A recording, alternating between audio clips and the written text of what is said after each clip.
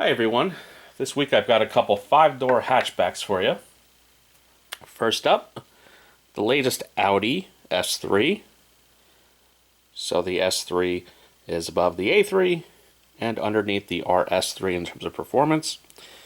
In North America we get this as a sedan. We do not get this better looking hatchback because this would compete too heavily with the Golf, with the Golf R. It's basically mechanically identical. It's on the MQB platform. So this has a 2-liter turbo for, I think it's the E888 engine. About, I think, 315 horsepower. Makes them pretty quick, 0 to 60 in the mid to low 4s. For Audi in this country, we definitely only get the DSG dual clutch manual. Hard to make out the interior. It's black. It does have the quilted leather pattern, which is nice. This is by GT Spirit, so non-opening resin. Kind of an openish grille, open mesh.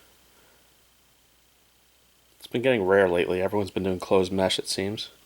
Paint's really neat. It's kind of this light metallic yellow-green. Good wheels and tires.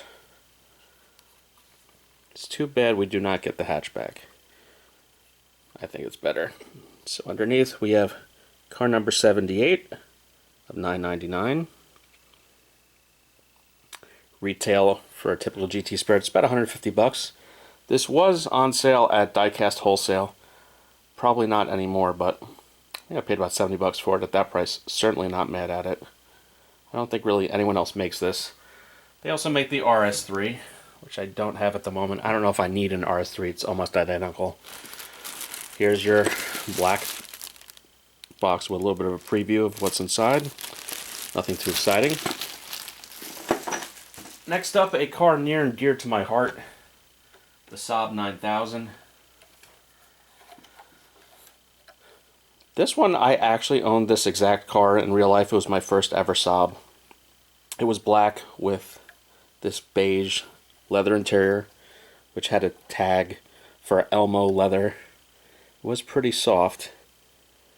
This is probably about an 86. You can tell because of the non-airbag steering wheel. So that'd be like an 86 to 88-ish. You can see it's got a 5-speed manual. Mine unfortunately was an automatic. I was going to convert it to a stick, but I swore I would not convert another car to a manual. It's a bit of a pain. And this is by Cult Scale. Very accurate 15-inch wheels. Now Cult Scale, although it's sealed resin, does have steerable wheels, which is nice. I just find the accuracy is really, really on point. This is exactly what my car looked like. I modded it over the years and put an airflow body kit and 16-inch aero wheels, but this is what it looked like when we got it with 40,000 miles in the late 90s. No one else makes an early 9000 like this. DNA makes a later 9000 Aero, which has a different front end. So this is a really neat piece. They do also make it in silver. I, of course, had to have black. You can even see the little metal nub for the door lock.